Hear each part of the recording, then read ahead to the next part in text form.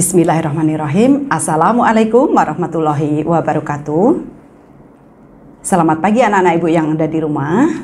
Bagaimana kabar kalian pada pagi hari ini? Ibu harap kalian dalam keadaan sehat walafiat dan bisa mengikuti kegiatan pembelajaran hari ini sampai selesai.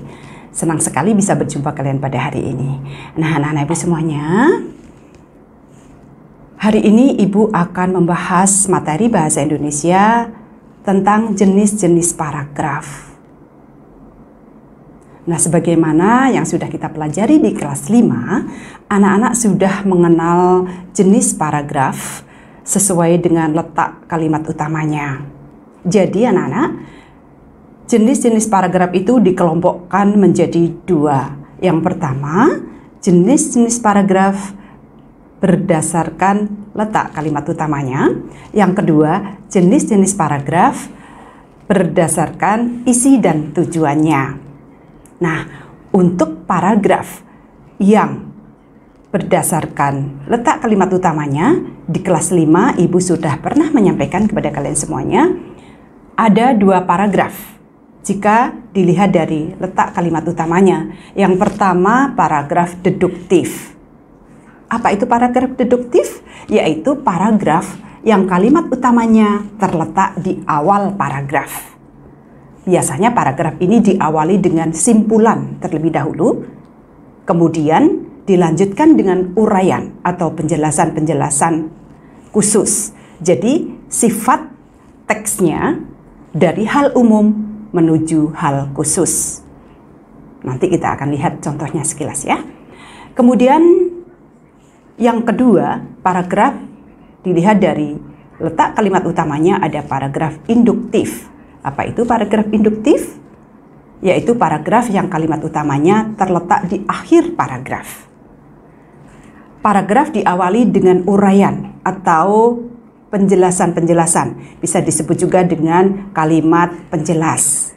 Di kelas 4 kalian mengenalnya dengan gagasan pendukung. Jadi bermula dari uraian-uraian, kemudian di akhir paragraf disimpulkan.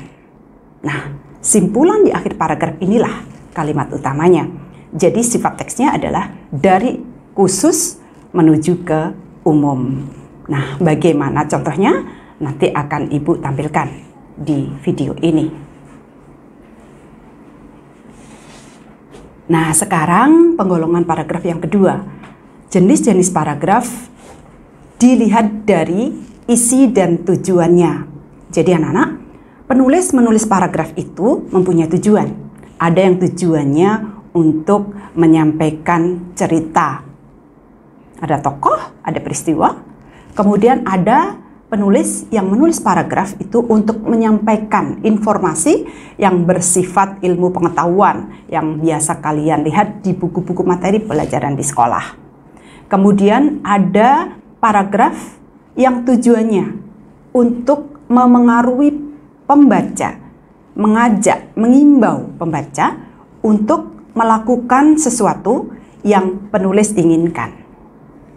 Kemudian ada lagi paragraf yang bertujuan untuk menyampaikan pendapat kepada orang lain agar pendapatnya itu diterima oleh orang lain, tetapi paragraf ini sifatnya ilmiah. Biasanya penulis akan mencantumkan hasil riset atau hasil penelitiannya, kemudian disampaikan ke dalam teks. Nah, bukankah pada pertemuan terdahulu kita sudah belajar tentang teks laporan investigasi? Nah, teks laporan investigasi ini termasuk salah satu paragraf yang akan kita pelajari hari ini.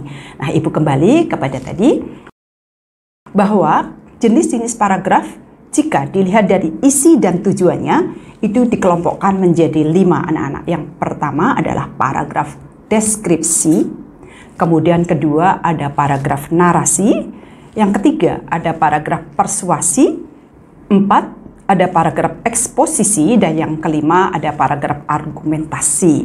Nah, nanti yang kita pelajari di kelas 5 ini adalah paragraf deskripsi, narasi, persuasi, dan eksposisi. Untuk sementara, paragraf argumentasi tidak dipelajari di tingkat sekolah dasar, tetapi nanti kalian akan belajar di tingkat SLTP nanti. Sebenarnya anak-anak dari keempat paragraf ini juga ada jenis-jenisnya, dipecah-pecah lagi menjadi bagian kecil-kecil, tetapi khusus untuk kita, untuk pemula, Ibu akan menyampaikan dasar-dasarnya saja.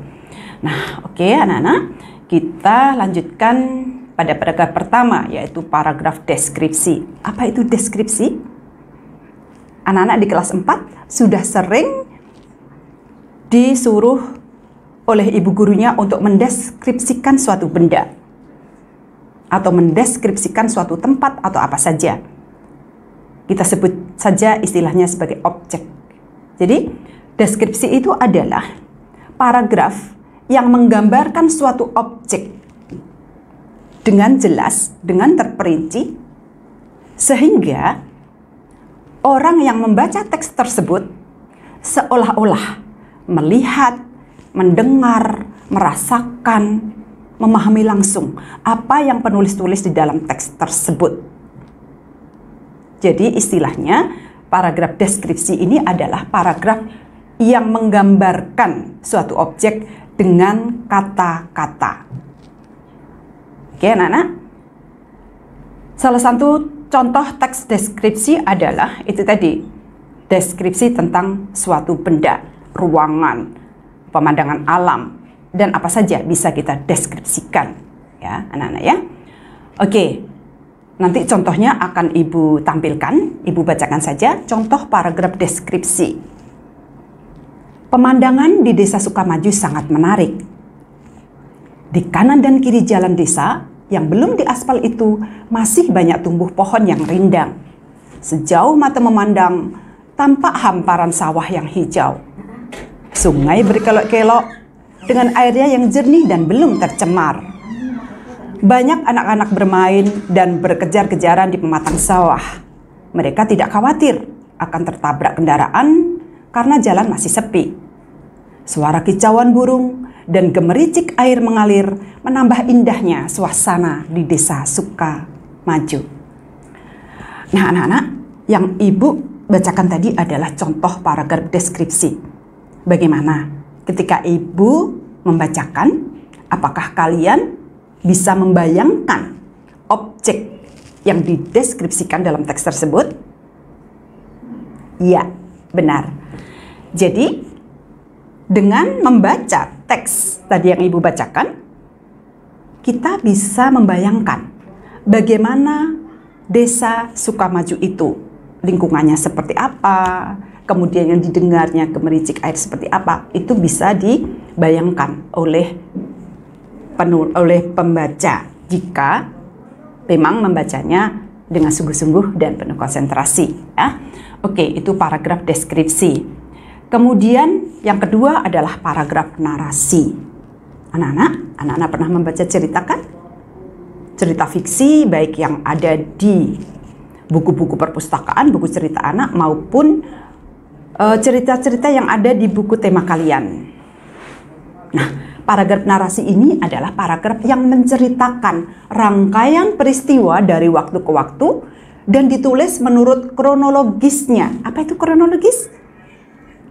Urutan waktu kejadiannya.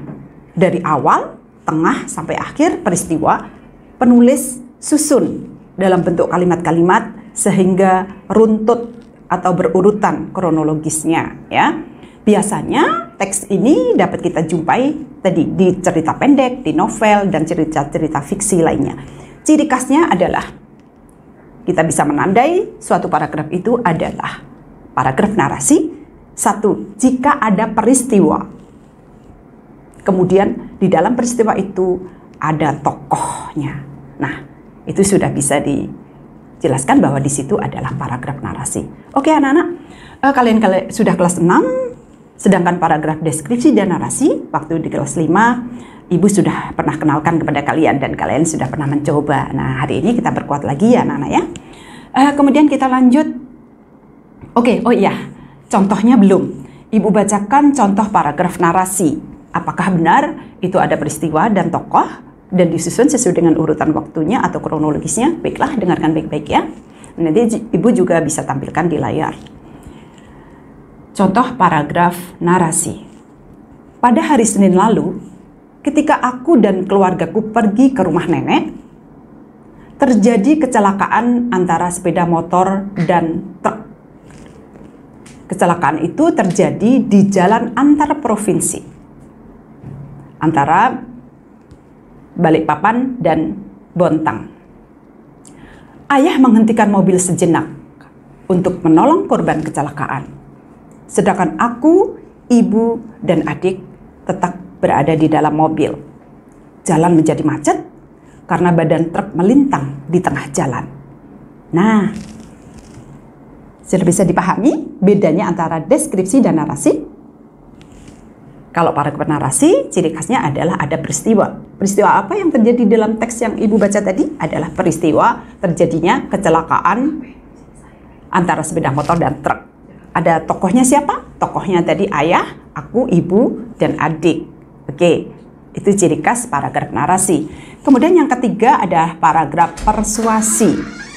Pernah mendengar kata persuasi? Persuasi itu artinya adalah pengaruh. Jadi, paragraf persuasi itu berisi bujukan. Ya, istilahnya bujukan halus. Atau ajakan kepada orang lain atau imbauan kepada orang lain dengan memberikan alasan yang meyakinkan.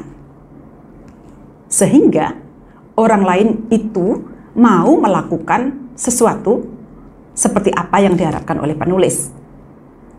Kalimatnya biasanya dibuat semenarik mungkin agar dapat meyakinkan pembaca atas ajakan tersebut. Ciri khususnya biasanya kata kuncinya adalah kalimat ajakan. Kalimat ajakan itu apa? Ada kata marilah, ayo, segera lakukan, dan lain-lain. Itu adalah kalimat ajakan. Untuk seterusnya nanti kita akan latihan apa saja kalimat ajakan itu, ciri khasnya. Oke. Selanjutnya Ibu akan tampilkan nanti teks persuasi dalam layar. Sebelumnya Ibu bacakan dulu.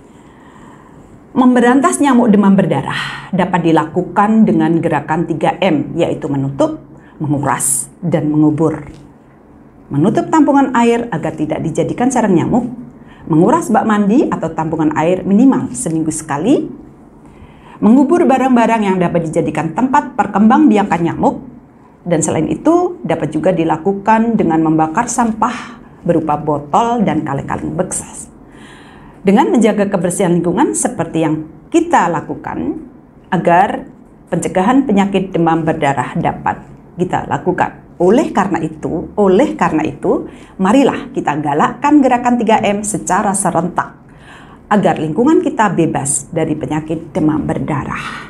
Oke, sudah paham anak-anak? Jadi, di teks yang barusan Ibu bacakan dan kita tampilkan di layar, itu adalah mengandung ajakan. Ada kata kuncinya? Ya, kata kuncinya di kalimat terakhir. Oleh karena itu, marilah kita galakkan gerakan 3M secara serentak sampai selesai. Itu adalah kalimat ajakan. Artinya, di dalam paragraf ini penulis ingin menyampaikan imbauan atau ajakan kepada masyarakat untuk melakukan gerakan 3M dalam rangka mencegah penyakit demam berdarah. Oke ya. Biasanya paragraf persuasi dapat ditemui di teks pidato-pidato persuasi. Oke, kita lanjutkan. Keempat adalah paragraf eksposisi. Paragraf eksposisi mirip seperti paragraf persuasi, tetapi di dalam paragraf eksposisi tidak mengandung ajakan apapun, bersifat netral. Jadi penulis ingin menyajikan informasi yang berdasarkan penelitian, tidak direka-reka atau bukan pendapat pribadi. Ini paragraf eksposisi. Tujuannya apa? Supaya pembaca memahami atau dapat mendapatkan informasi baru atau pengetahuan baru dari paragraf yang penulis tulis. Baiklah, Ibu akan baca contoh paragraf eksposisi. Penyakit demam berdarah disebabkan oleh virus dengue yang ditularkan melalui gigitan nyamuk Aedes aegypti. nyamuk Aedes aegypti yang membawa virus dengue menggigit seseorang dan menularkan kepada orang lainnya. Nyamuk Aedes aegypti dapat terbang sejauh 100 meter hingga proses penularannya sangat cepat. Nah, ini dia. Apa bedanya dengan paragraf persuasi? Hampir sama. Paragraf eksposisi ditulis berdasarkan penelitian, berdasarkan referensi-referensi buku ilmu pengetahuan, berdasarkan riset dan jurnal-jurnal yang bisa dipertanggungjawabkan kebenarannya. Jadi isi paragraf eksposisi ini adalah akurat, sesuai dengan pengetahuan yang sebenarnya. Jadi eksposisi itu tidak direka-reka atau tidak dibuat-buat. Bahkan eksposisi ini dapat dijadikan sumber pengetahuan baru bagi orang-orang yang belum pernah mendapatkannya. Termasuk kita semuanya, anak-anak ya. Jadi di dalam paragraf eksposisi ini murni penulis ingin menyampaikan ilmu pengetahuan baru atau informasi baru yang berdasarkan riset, penelitian, atau berdasarkan artikel-artikel yang dapat dipertanggungjawabkan tanpa ada ajakan atau pengaruh apa-apa. Kemudian yang terakhir adalah paragraf argumentasi. Sebenarnya paragraf argumentasi tidak dipelajari di tingkat essay, namun nggak apa-apa, Ibu sampaikan saja.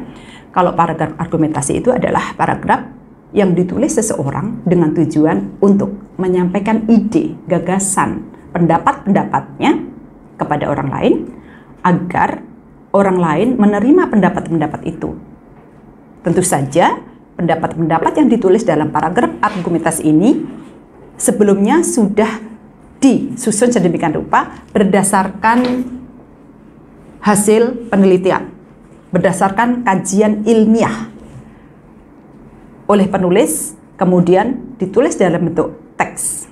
Nah, tetapi kajian atau penelitian itu dilakukan pribadi oleh penulisnya. Jadi belum diakui secara dunia bahwa informasi yang disampaikan dalam paragraf argumentasi ini dapat dipertanggungjawabkan kebenarannya.